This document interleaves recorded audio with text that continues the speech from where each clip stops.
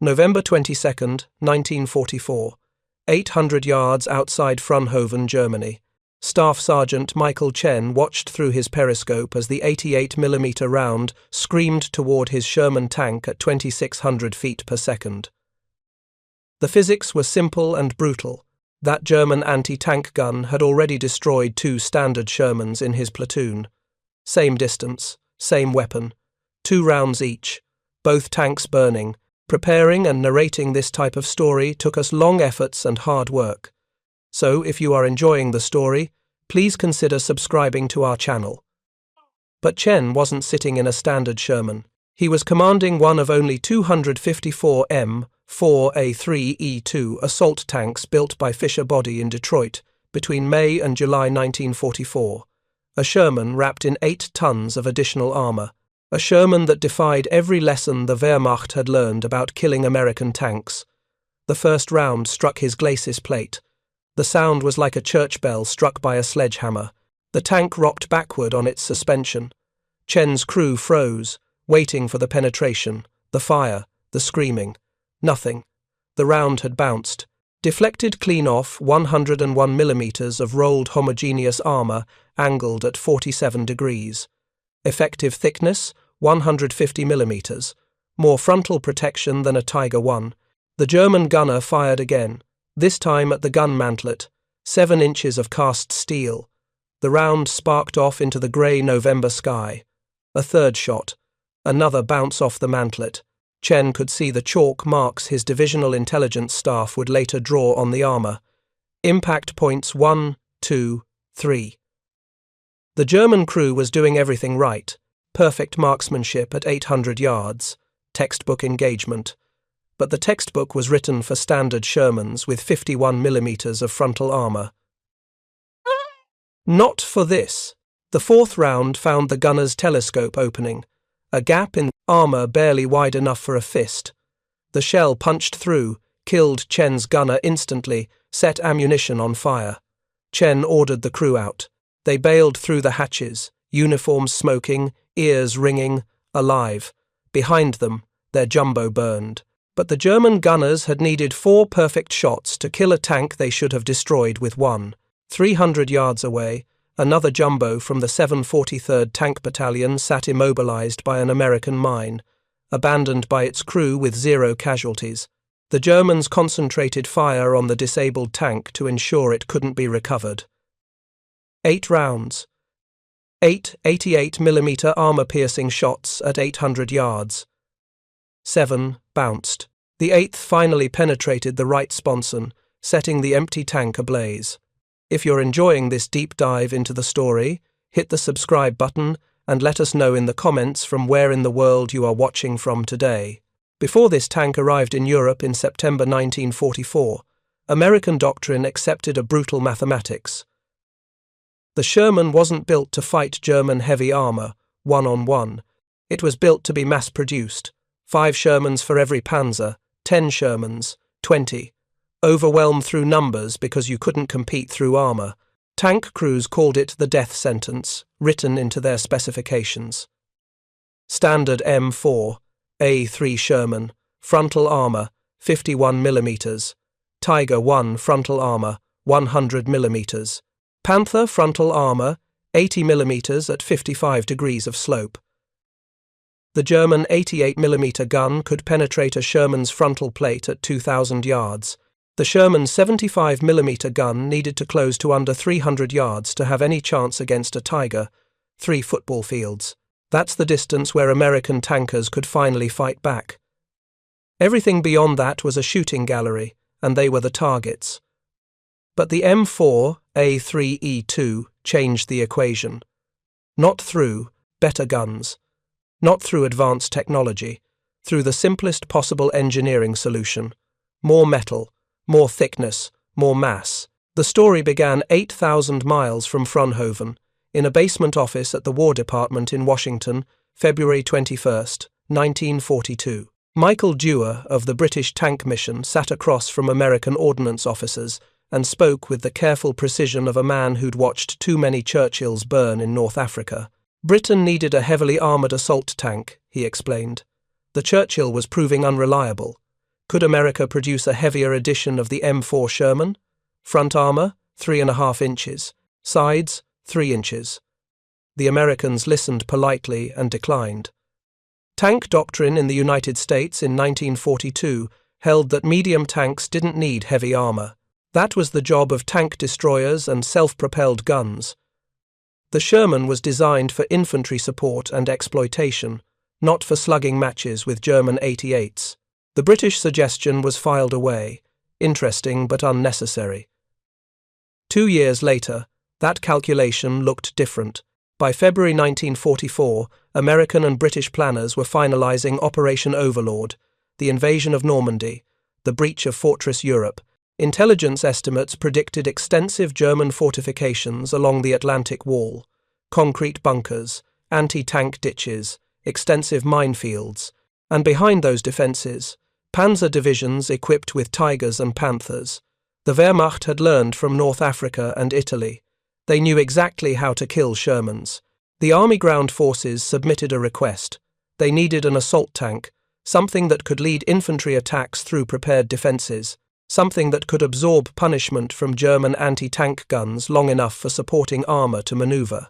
The proposed solution was the T-26E1 heavy tank, a completely new design based on what would eventually become the M26 Pershing. But the T-26E1 wouldn't be ready until 1945, and D-Day was scheduled for June 1944, 4 months away. Someone remembered the British proposal from 1942, an up-armoured Sherman, not elegant, not revolutionary, but potentially available in time. On December 17, 1943, the Ordnance Department sent a directive to the General Motors Proving Ground in Michigan. Load an M4, a 3 Sherman with weights to simulate 82,600 pounds, approximately 41 tons, then run it through 500 miles of endurance testing on a standard course. See if the chassis, suspension and powertrain could handle the additional mass without catastrophic failure. The test Sherman was a standard M4A3, powered by the Ford GAA V8 engine, 500 horsepower at 2600 RPM, the most powerful Sherman variant in production. Technicians welded steel plates onto the hull to simulate additional armor weight. They added ballast inside the turret. They fitted extended end connectors, nicknamed duckbills, to the tracks to reduce ground pressure.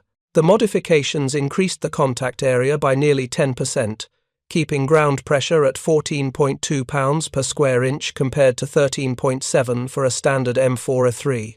On January 18, 1944, the weighted test tank rolled out for its endurance trials. The proving ground crews ran it over hills, through mud, across ditches, through every condition an assault tank might face in combat. 500 miles, approximately the distance from Normandy beach to the German border. The Ford V8 strained under the load. The suspension compressed harder on rough terrain. The transmission ran hotter, but nothing broke catastrophically. After 500 miles, the engineering team filed their report. No abnormal failures were encountered.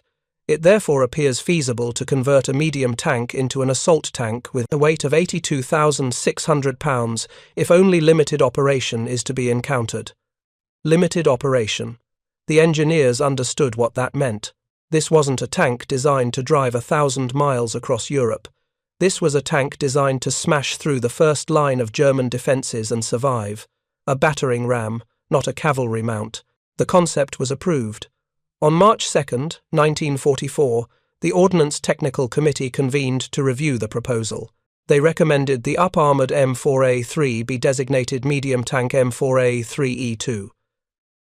The E stood for experimental. Usually, that designation meant a prototype, a test vehicle that would undergo extensive trials before potential production. But time was a weapon, and the Allies were losing the race.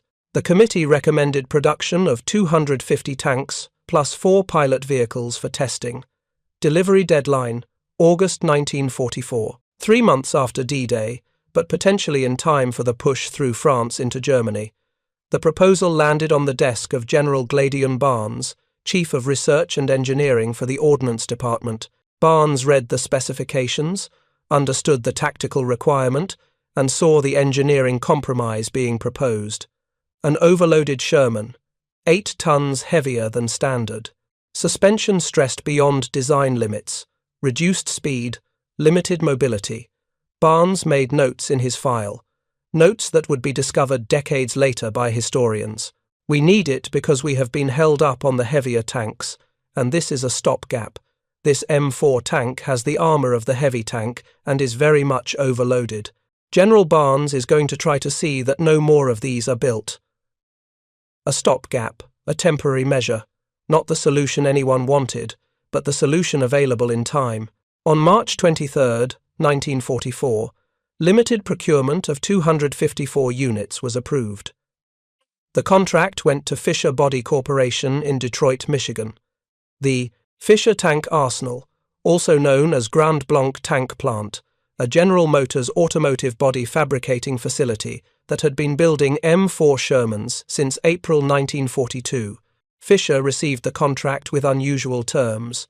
Normally, military production contracts required extensive testing, quality control inspections, and detailed compliance verification at every stage. But there wasn't time for normal procedures. In late March, Fisher was notified in writing that, in order to expedite delivery of the M4A3E2 assault tanks, certain requirements of applicable specifications will be waived for the total of 254 vehicles.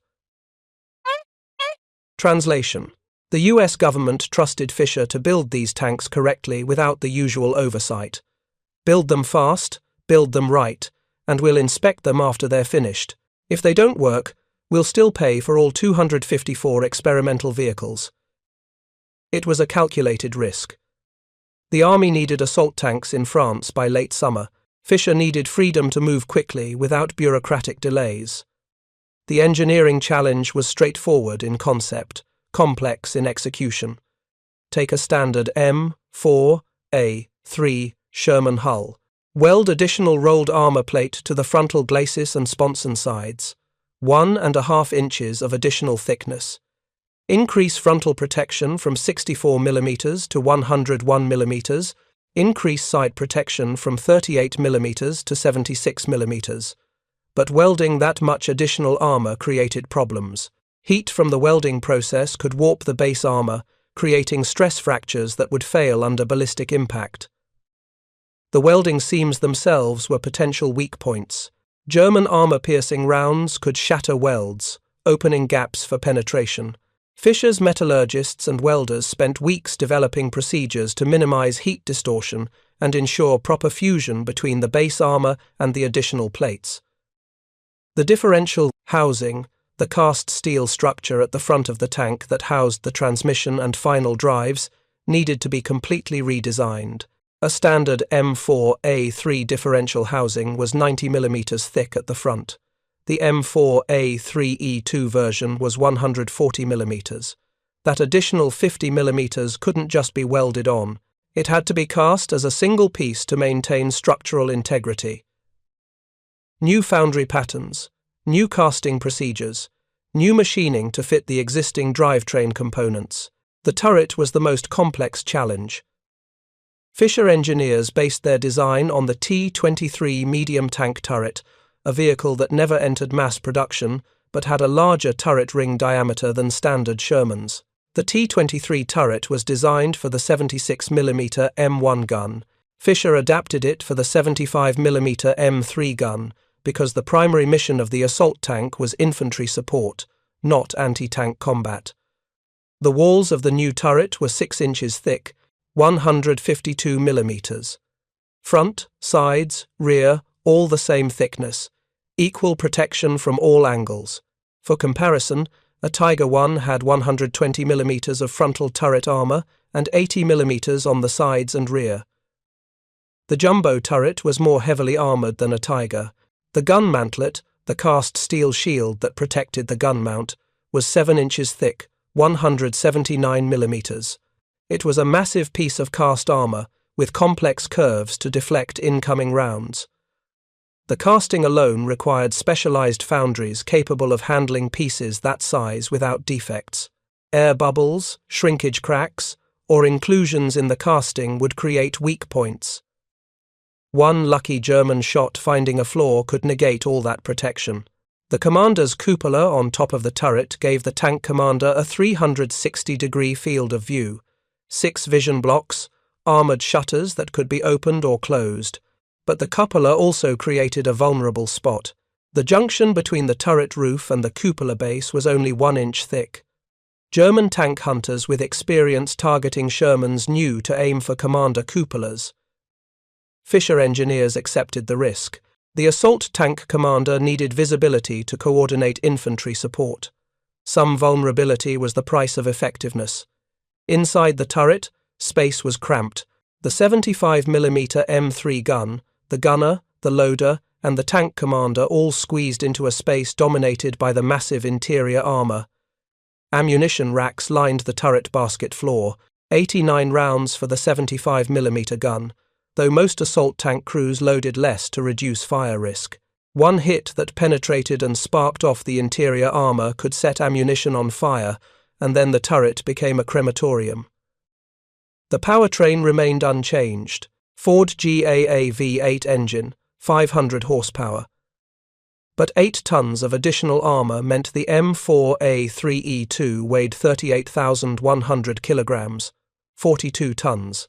Compared to 31 tons for a standard M4A3, the transmission and final drives were operating at maximum capacity. Fisher increased the final drive ratio from 2.84 to 1 to 3.36 to 1. That gave the drivetrain more mechanical advantage to move the heavier vehicle, but it also reduced top speed from 26 miles per hour to 22 miles per hour.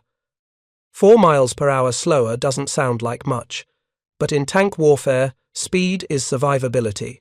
A standard Sherman could sprint across open ground, minimizing exposure time to enemy anti-tank guns. The jumbo had to lumber.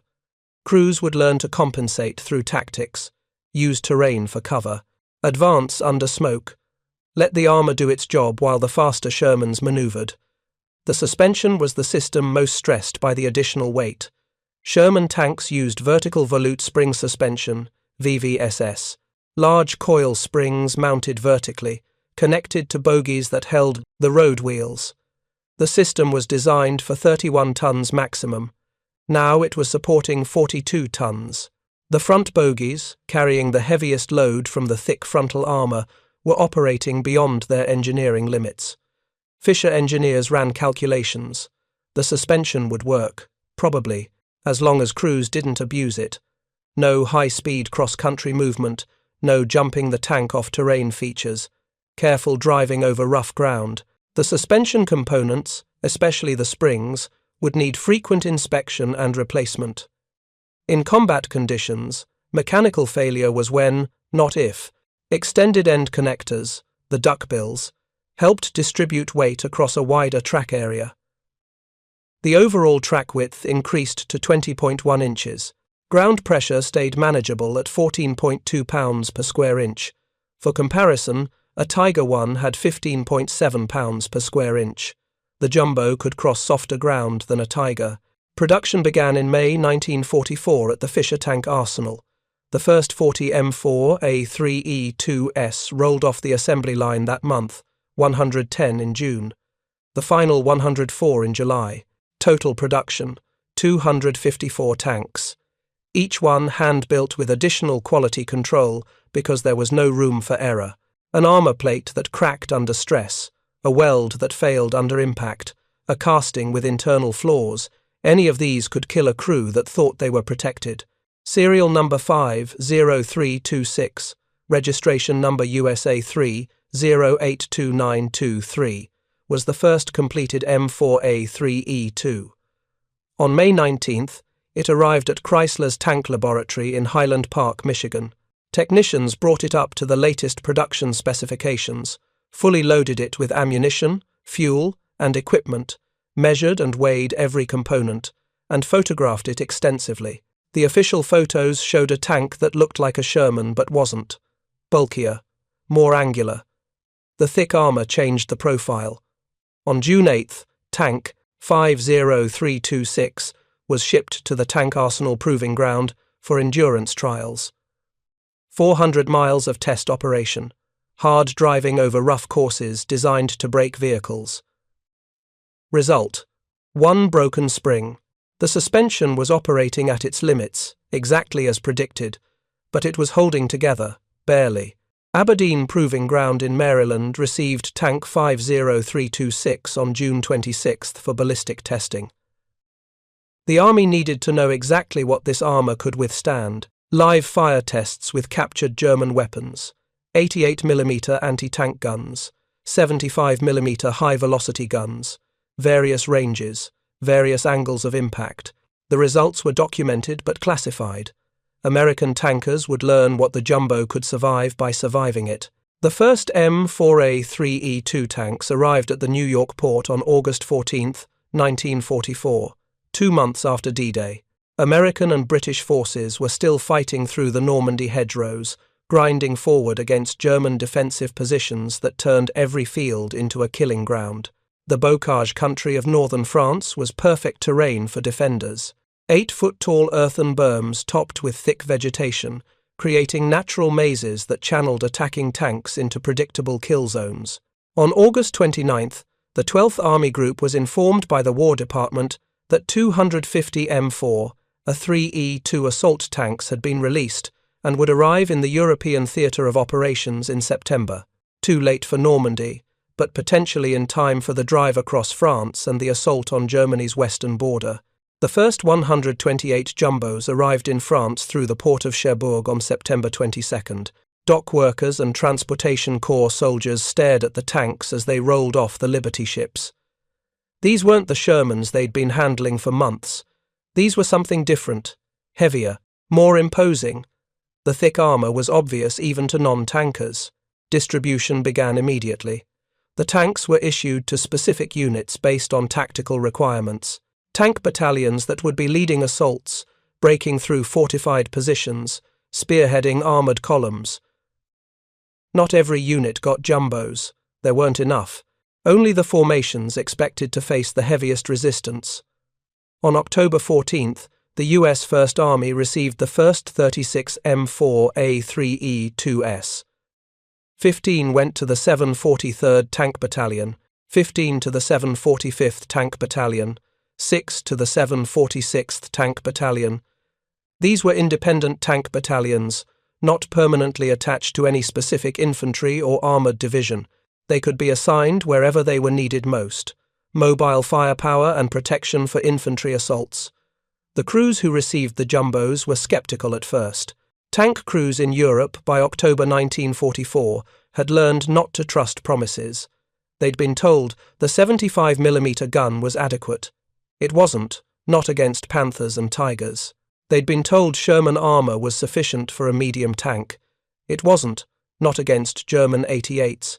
They'd learned to trust their instincts, their experience, and each other.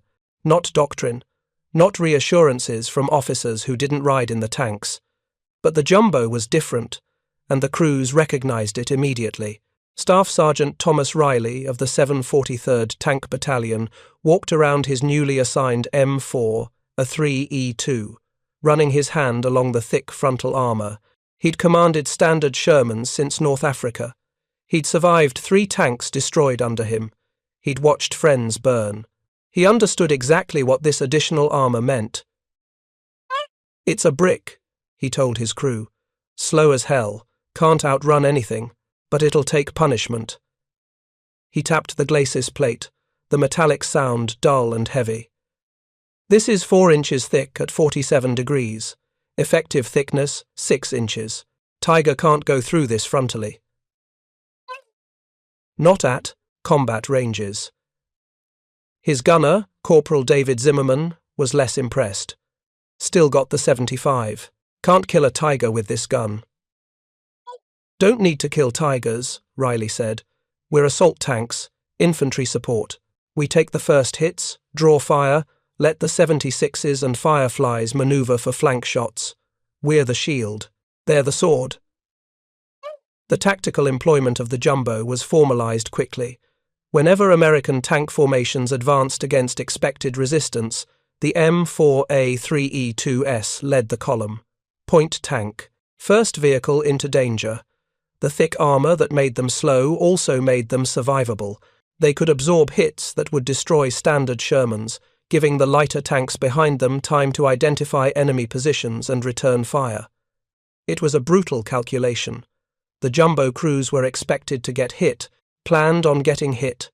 Their job was to survive being hit while everyone else figured out where the shooting was coming from.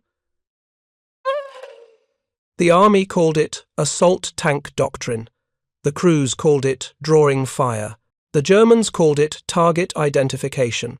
Shoot the lead tank first, always. Make the Americans cautious. Make them slow down. Buy time for reinforcements. By early November, the 743rd Tank Battalion was supporting the US 30th Infantry Division in the push toward Germany's border. The weather had turned cold. Rain most days, occasional sleet. The ground was mud, the kind of thick Belgian clay that sucked at tracks and turned roads into bogs. Visibility was poor. Combat ranges shortened to a few hundred yards in most engagements. On November 22nd, the battalion was ordered to clear the area around Fronhoven, a small German town northeast of Aachen. Intelligence reported anti-tank gun positions covering the approach roads, probably 88mm guns, probably well camouflaged, probably zeroed on every avenue of approach. The kind of defences that turned tank attacks into meat grinders. Preparing and narrating this type of story took us long efforts and hard work. So if you are enjoying the story, please consider subscribing to our channel. Staff Sergeant Riley's jumbo led the advance. Behind him, 3 standard M4A3 Shermans followed at 50-yard intervals. Standard tactical formation. The jumbo crew could see maybe 400 yards through the rain and mist. German positions could be anywhere within that envelope. First indication of contact would be the sound of a high-velocity gun firing, followed immediately by impact. No warning, no time to react. Just the physics of 2,600 feet per second. The German anti-tank gun was positioned near Laon, about 800 yards from the American approach route. A well-sighted position with clear fields of fire and good concealment. The crew was experienced. They'd destroyed multiple American tanks over the previous weeks. They knew Sherman silhouettes. They knew vulnerable points. Turret ring, side armor, lower hull, ammunition storage locations.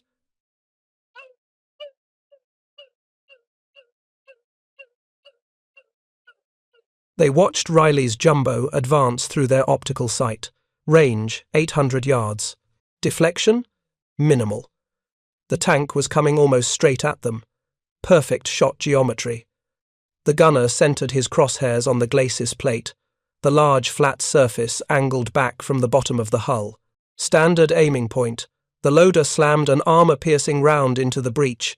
The gun captain gave the command. Fire. Inside the jumbo, Riley was scanning left and right through his periscope when the universe turned into noise.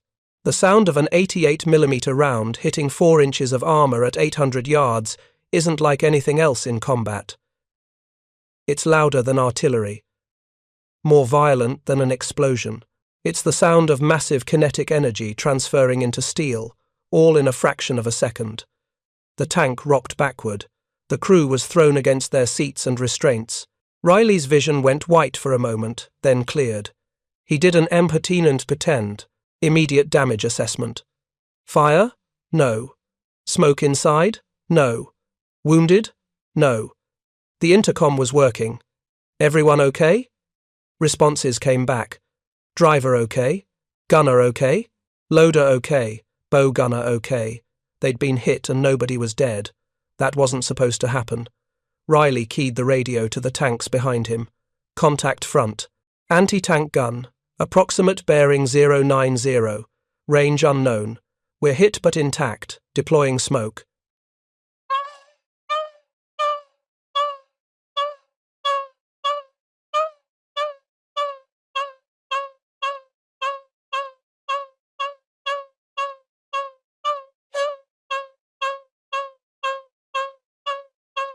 Perfect hit on the glacis. The round should have punched through, killed the driver, ignited ammunition. Instead, They watched the Sherman continue moving. Not destroyed. Not even stopped. Impossible. The gun captain ordered another round loaded, same aiming point. Fire. This time the crew in the jumbo saw the muzzle flash. 2 points of reference, direction, and range. 800 yards, dead ahead. The second round hit the gun mantlet, 7 inches of cast steel. The impact was even louder than the first. The gun barrel whipped from the shock transfer, but again, no penetration. The armor held. Zimmerman, the gunner, was trying to acquire the target through his telescopic sight. Smoke from the German gun position made it difficult. I see muzzle flash but no target. Can't get a firing solution. Riley was already thinking tactics. The 75 couldn't penetrate at 800 yards, not against a prepared position, but they didn't need to destroy the gun. They needed to suppress it, blind it, give the Shermans behind them time to maneuver. Load he. Fire for effect at the flash position. Suppress and smoke. The loader slammed a high-explosive round into the breech. Zimmerman put the crosshairs on where he'd seen the muzzle flash and fired. The 75mm gun didn't have the penetration of a 76 or the punch of an 88, but its high-explosive round was excellent. 660 grams of explosive filler.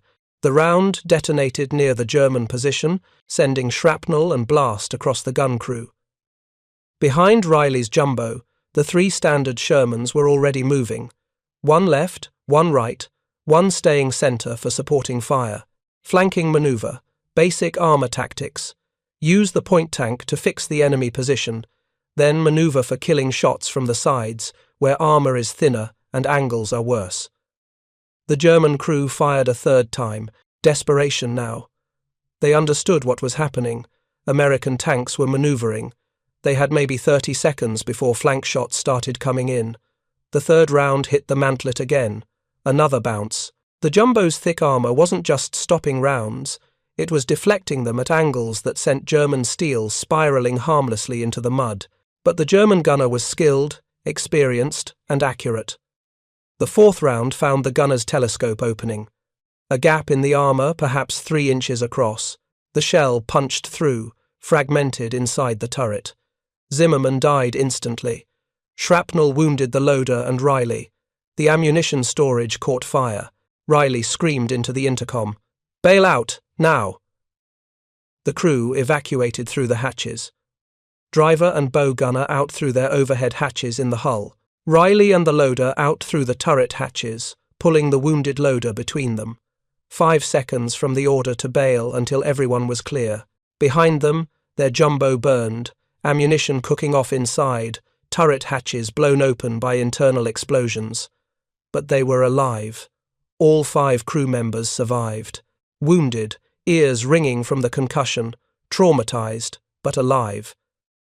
In a standard Sherman, the first hit at 800 yards would have killed them all. The jumbo had taken 3 hits that bounced before the 4th found a weak point. 3 chances to bail out that a normal Sherman would never have given them. If you find this story engaging, please take a moment to subscribe and enable notifications. It helps us continue producing in-depth content like this. The German gun crew never got a chance to celebrate their kill. The flanking Shermans had reached firing positions. 76mm guns at 600 yards, side shots into the gun position, high explosive rounds, then white phosphorus for smoke. The German crew abandoned the gun and retreated. They'd destroyed 1 American tank, but they'd learned something unsettling. The Americans had Shermans that could take multiple 88 hits and keep fighting. 300 yards away, another M4A3E2 from the 743rd Tank Battalion wasn't as lucky, but it proved the same point. The tank hit an American mine, probably from a hasty minefield laid days earlier that hadn't been properly marked. The mine detonated under the right track, shredding the track and damaging the suspension. The tank was immobilized but intact. The crew bailed out immediately with no casualties. Standard procedure. Don't stay in a disabled tank. The Germans saw the abandoned jumbo and made a decision. They couldn't let the Americans recover it. An intact assault tank could be repaired and returned to service, so they concentrated every available anti-tank gun on the disabled vehicle. 8 88mm rounds from 800 yards. Systematic fire, aiming for different sections of the tank. 7 rounds bounced. The armour deflected shot after shot. The turret, the glacis, the sponson sides, all held. The 8th round finally penetrated the right sponson, the area above the tracks where side armour was only 3 inches thick. The shell ignited the fuel tanks. The empty tank burned, but it had taken 8 rounds from German guns that were designed to destroy any Allied armour in one shot. Reports from the Fraunhofen engagement spread quickly through American tank units. The jumbo works. It actually works. You can get hit and survive. Crews started requesting M4A3E2S. Tank battalion commanders started demanding more. But there were only 254 jumbos in the entire European theatre. Not enough to equip entire battalions, just enough to put 1 or 2 per company, leading assaults, taking hits meant for lighter tanks. The 3rd Armoured Division received 6 M4A3E2S in mid-December. The 4th Armoured Division got more. The 5th Armoured Division received 3 independent tank battalions, the 743rd, 745th, 746th, 774th, all operated jumbos, but the total numbers stayed small. For every jumbo in a tank battalion, there were 15 to 20 standard Shermans. The assault tanks were precious, irreplaceable. If you lost one, you didn't get a replacement. Crews began adding even more armour to their jumbos.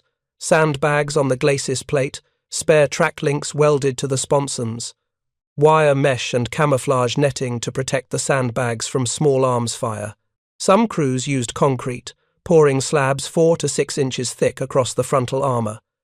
The additional weight stressed the already overloaded suspension.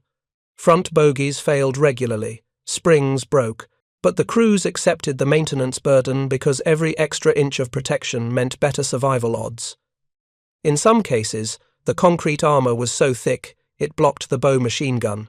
The crew would pour a solid slab with no hole for the weapon to fire through. They'd rather have the armour than the machine gun. The tactical calculation was clear. The jumbo's job was to absorb fire and suppress enemy positions with the main gun. The bow machine gun was secondary to survival. Photographs from November and December 1944 show M4A3E2S that look almost grotesque, bulky, angular, covered in sandbags and track links and concrete, so heavy the front suspension visibly sagged. But they were alive. The crews were alive. And in the winter of 1944, in the frozen mud of Belgium and Germany, that mattered more than elegance. December 16, 1944, the Germans launched Operation Watch on the Rhine, the last major offensive on the Western Front. 3 German armies, the 5th Panzer Army, 6th Panzer Army, and 7th Army, smashed through thinly held American positions in the Ardennes forest. The goal was to reach the port of Antwerp, split the Allied armies, and force a negotiated peace, Hitler's final gamble. The offensive caught the Americans by surprise. Whole units were surrounded, cut off, destroyed. But some held. The 101st Airborne Division, rushed from reserve positions, was ordered to hold the town of Bastogne, a critical road junction, control Bastogne, control movement through the Ardennes. The paratroopers dug in. German forces surrounded them. Artillery pounded the town. Infantry assaulted the perimeter. Panzer units tried to break through. The 101st held. But they were isolated, surrounded, running low on ammunition and medical supplies. The weather was too bad for air resupply. The Germans controlled all the roads. Unless someone broke through the encirclement, the 101st would be forced to surrender or be destroyed. General George Patton's Third Army was 150 miles south of Bastogne. On December 18th, Patton ordered his entire army to disengage from their current operations, turn 90 degrees north, and drive toward Bastogne through German-controlled territory. 150 miles in winter weather, through hostile forces, in less than a week, it was considered impossible. Patton gave his units 19 hours to reach the jump-off positions. The 4th Armoured Division led the advance. The 37th Tank Battalion, 4th Armoured Division, was commanded by Lieutenant Colonel Creighton Abrams, a hard-driving, aggressive officer who would later become Army Chief of Staff. His battalion included several M4 A3E2 jumbos. One of them was assigned to Company C. The crew nicknamed it Cobra King, following the Armor Corps tradition of naming tanks, with their company designation letter, C for Cobra. Cobra King had already seen combat in France. In November, it had been knocked out of action by German fire, repaired, returned to service in Luxembourg. On December 23rd, the tank commander, Lieutenant Charles Trover, was killed by a German sniper while standing in the turret. First Lieutenant Charles Boggess took over as tank commander. His crew, Private Hubert Smith, driver, Private Harold Hafner, assistant driver and bow gunner, Private James Murphy, loader, Corporal Milton Dickerman, gunner. 5 men in 42 tons of steel, about to make history. December 26, 1944, 4:50 p.m. The 4th Armoured Division had been fighting its way north for 8 days. Constant combat, German blocking positions, mines, artillery, counterattacks. The division was exhausted, under strength, running low on ammunition. But they were 5 miles from Bastogne, 5 miles from the 101st Airborne perimeter. One more push. Lieutenant Colonel Abrams gave the order. 37th Tank Battalion would spearhead the final assault. Cobra King would lead. The jumbo's thick armour made it the obvious choice for point tank. Behind Cobra King, a column of infantry and lighter Shermans. The plan was simple. Drive straight at Bastogne at maximum speed. Shoot anything that moved. Don't stop until they reached the 101st. The village of Assenois sat directly on the approach route. German positions in the town, anti-tank guns, infantry with Panzerfausts, machine gun nests, the kind of target that normally required careful reconnaissance, artillery preparation, coordinated assault. But there was no time. The 101st was surrounded. Drive through, Boggess keyed the intercom to his crew. We're going in fast, Dickerman. Fire at anything that looks like a target. Murphy, keep that gun fed. Smith, don't slow down for anything except my direct order. Everyone understand? Acknowledgements came back. The crew had been together for months. They trusted each other. They trusted their tank. They'd learned what the jumbo could survive. Cobra King accelerated to 22 miles per hour, maximum speed for an M4A3E2. Behind it, the column followed. Infantry in half-tracks, standard Shermans, tank destroyers, jeeps with radios. The whole formation moving together, coordinated, focused on one objective. Breakthrough to Bastogne. The German defenders opened fire at 600 yards. Rifle shots, machine guns, then the distinctive crack of an anti-tank gun. The first round missed. The second hit Cobra King's glacis plate and deflected. Inside, the crew barely noticed. They'd been hit so many times in the past weeks that one more bounce was routine. Dickerman was firing the 75mm gun as fast as Murphy could load, high-explosive rounds into buildings, white phosphorus for smoke screens, armour-piercing rounds at suspected anti-tank gun positions. I used the 75 like it was a machine gun, Dickerman recalled years later. Murphy was plenty busy throwing in shells.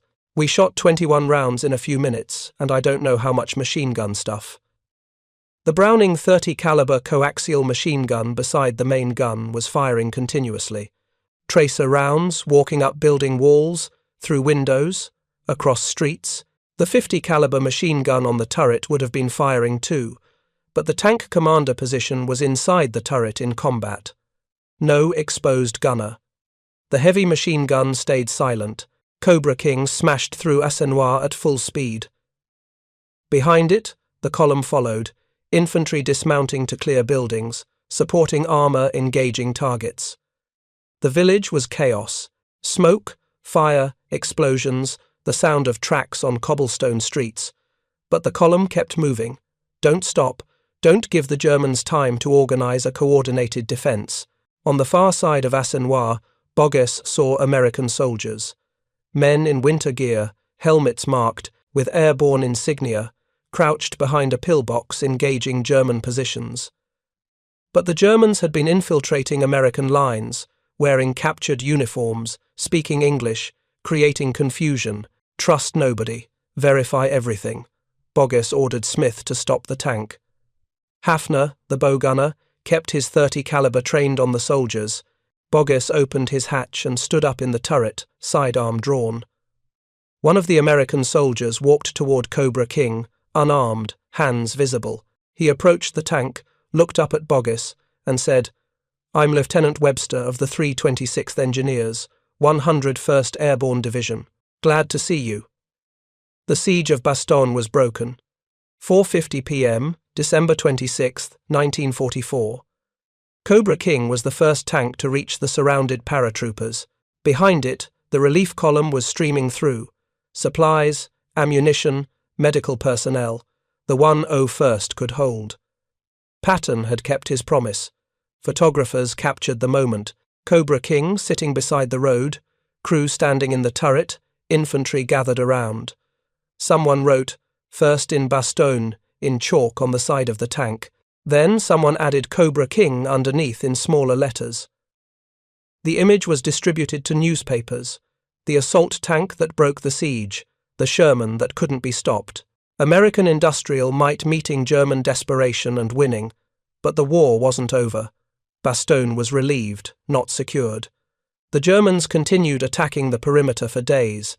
The Battle of the Bulge continued into January, and Cobra King continued fighting.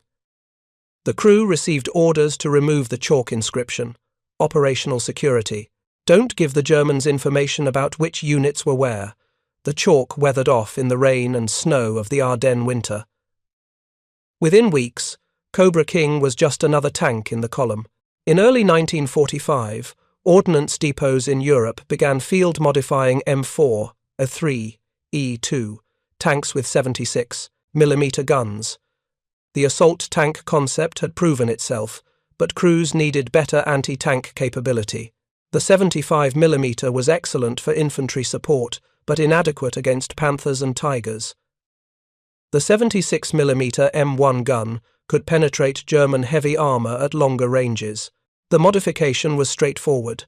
The T-110 combination gun mount used in the Jumbo was originally designed to accept either the 75 or the 76. Remove the 75. Install a 76mm gun salvaged from a knocked-out Sherman. Modify the ammunition stowage to fit the different round dimensions. Field armourers could complete the conversion in a few days. Approximately 100 M4A3E2S were upgunned to 76mm during February and March 1945. Cobra King was one of them. The tank received a 76mm M1A1C gun and upgraded its coaxial machine gun to 50 caliber for better effectiveness against light armour and fortifications. Now it had both survivability and killing power. The 4th Armoured Division fought through Germany into Czechoslovakia. Cobra King was there, pushing east, absorbing hits, leading columns. The crew changed. Boggess rotated out. New tankers took his place. The tank's identity faded in the chaos of advancing armies. May 7th, 1945. Germany surrendered. The M4A3E2 assault tanks, all 254 of them, had proven their concept. Heavy losses, nearly 10% of production destroyed in combat, but they'd saved crews, broken defences, led attacks that standard Shermans couldn't survive. Cobra King sat in a German depot after the war, repainted, renumbered, its history forgotten.